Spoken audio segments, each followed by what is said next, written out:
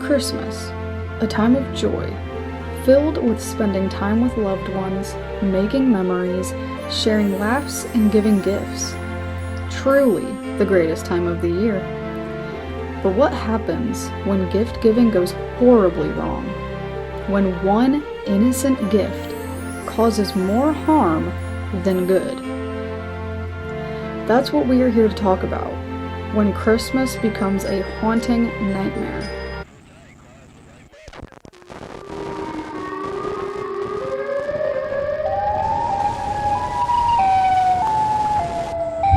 This is the 12 Days of Spookmas.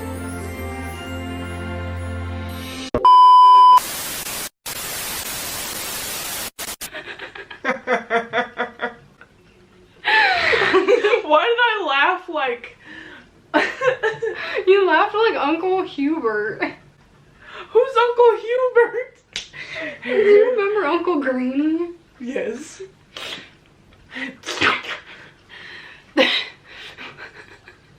We have this friend. And he's really freaking stupid. And he kept getting these calls. And he wouldn't answer them.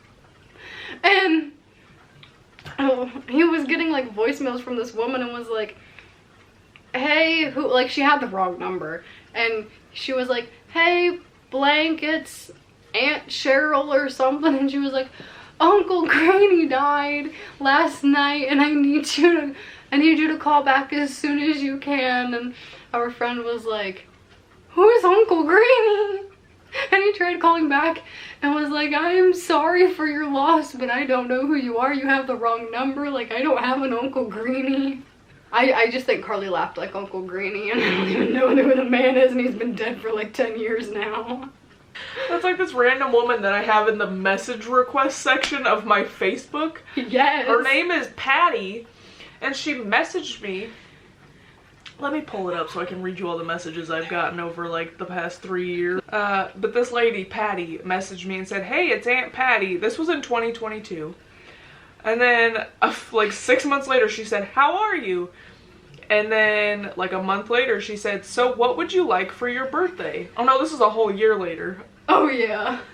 And she said, so what would you like for your birthday? And then on October 13th, on October this year, on October 13th, she messaged me and said, happy 9th birthday. 9th? And then a heart eyes emoji. And then last Sunday, she said, hey, call me, with a bunch of exclamation points. And then I had 2 missed video calls from her. This isn't just like she has the wrong number. Like, she looked at my Facebook and went, yep, that's her. That's my niece. You're 9. You should message her and be like, hey, Aunt Patty, no, I haven't responded, but I'm in a dire situation. Can you send me $100? I should be like, ma'am, I don't know who the fuck you are, but my Aunt Patty died a long time ago. But anyway, welcome back to the 12 Days of Spookmas. We're on day 4. 2 times 2 equals 4. Today's holiday question is, what is your favorite Christmas activity? Do you like to build a snowman? Would you like to disappoint me again? That's what my dad would sing to me. One thing that me and Carly have done every single year since we were like 17, we always go to Dollar Tree and we buy a bunch of wrapping paper. Every time in November. Stay tuned for that video. It's gonna be up at some point. I don't know when, but it will be. But like, we make a whole freaking day out of it, and then we drive around and look at Christmas decorations. So in the rich neighborhoods. I like to build the gingerbread houses with my kids.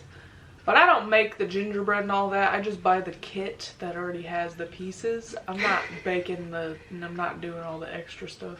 Me and my mommy always make Christmas cookies together, because on Christmas Eve when everyone comes over, My mom does cookie trays and like gives everyone a cookie tray, so I do that with her. That's another one of my favorite activities, is eating all of the cookies on the cookie tray that Abby brings me from her mom. Carly gets a cookie tray because, you know, she's been existing in this world for 11 years. Last year I got 2 of them. And then I have to keep it on top of the fridge, otherwise my kid will eat all of the cookies when nobody's paying attention. Won't he just like eat the frosting off the sugar cookies and then leave the rest? Yeah, probably. I like watching the few Christmas movies that I actually enjoy. I like watching the ridiculously cringy and cheesy Hallmark movies and just judging. Like, I don't even trying watch to them. guess the whole plot of the movie. They have like 3 million of them and the plot's the exact same the entire time. Like, I want to see one where someone ends up in like prison or something. Like, show me something good. Show me like a person becomes a serial killer. Like, I don't want to be emotionally happy at the end. I want to be emotionally disturbed. I'm talking to you, Hallmark. Why don't you watch Krampus? What the fuck is Krampus? You don't know who Krampus is? I mean, I know who Krampus is. We did a video on him a couple years ago. What? There's a movie. Is it a horror movie? I don't fucking know. I didn't watch it. I mean, you didn't. I like Elf. What other Christmas movies do I like? I like Rudolph. Oh, I love the old cartoons. I like the Charlie Brown Christmas. I just bit the inside of my cheek. Are you okay? Why did you have an accent? Oh, I just bit the inside of my cheek. I like the Rudolph movie, and then like Santa Claus is Coming to Town. I like the Grinch. Oh yeah, the Grinch is good. But the live action, not the cartoon one. I like both. I don't like the cartoon one. Frosty the Blowman.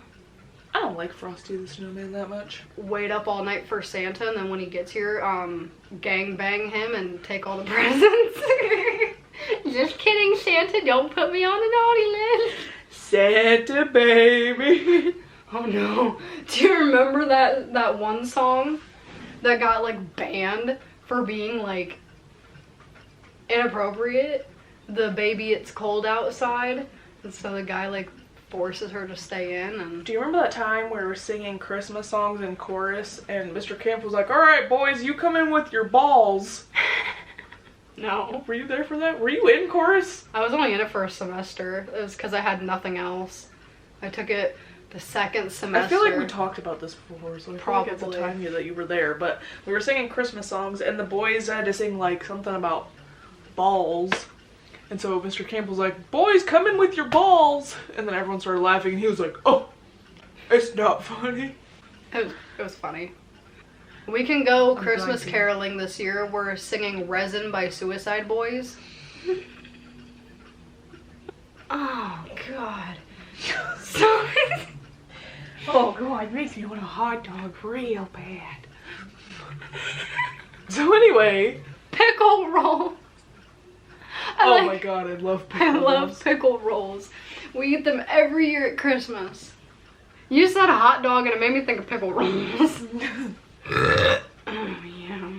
But today's gift that you don't want to receive on Christmas that I'm about to read is lawn darts. Oh God. Aren't those banned? Some places, yes.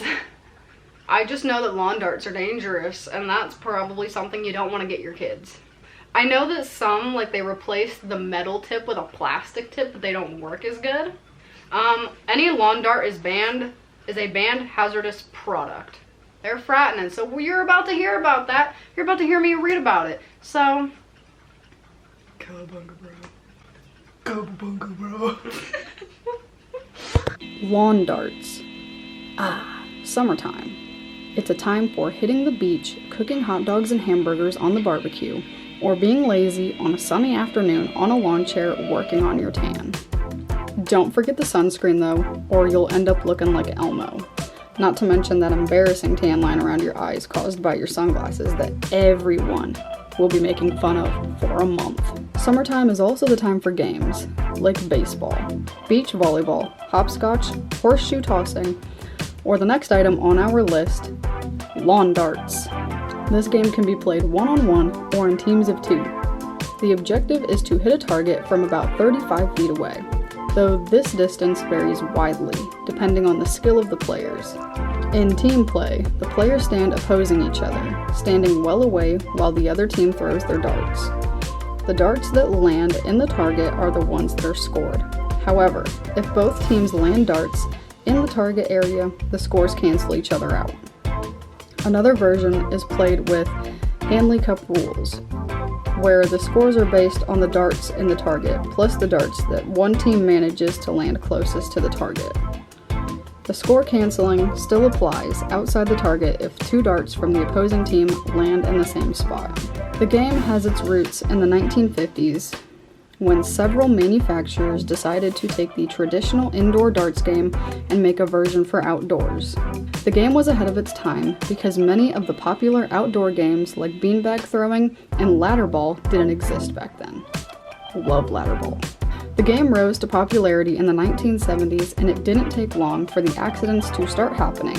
And in 1970, the first legal battle ensued. The U.S. Food and Drug Administration classified lawn darts as a mechanical hazard, which banned them for sale unless the following 3 criteria were met. They had to be packaged with specified warning labels that warned of the dangers and warned parents to keep out of reach of children. They had to have clear instructions on use and a specific warning to stay out of the way when in use. And lastly, they were not permitted to be sold in toy departments. The Consumers Union and the Children's Foundation petitioned the Secretary of Health, Education, and Welfare to ban lawn darts along with several other toys sold at the time. The HEW refused, and the Consumers Union sued, seeking a judicial order to enact the ban. On December 18, 1970, a federal judge ruled in favor of HEW. The accidents continued to happen, and in the late 70s, the game was banned in the United States, but was challenged in court by the manufacturers. This resulted in Consumer Product Safety Commission lifting the ban as long as the manufacturers didn't market them as a toy. The game remained popular in the 1980s until April 5, 1987, when 7-year-old Michelle Snow was killed by a lawn dart thrown by a neighbor. Michelle's father then lobbied to get the game banned once again. He claimed that over an 8-year period, 6,100 people had been injured by lawn darts. Ironically, on the day of the ruling, an 11-year-old girl in Tennessee was struck by a lawn dart and went into a coma. On December 19, 1988, the game of lawn darts was banned for good in America. Canada followed suit in 1989 after an estimated 55 injuries occurred. Even after the ban, however, some sets still remained in people's possession. This was proven in 1997 when a 7-year-old girl was injured by a lawn dart that she found in her parents' garage, which prompted the CPSC to issue a reminder of the ban. While the steel-tipped ones are banned, there are numerous variations that are sold today that were inspired by the game. Also, companies have found loopholes in the law, allowing you to buy the parts and assemble the darts yourself. So next time you're walking near a summer house party, pay close attention to your surroundings.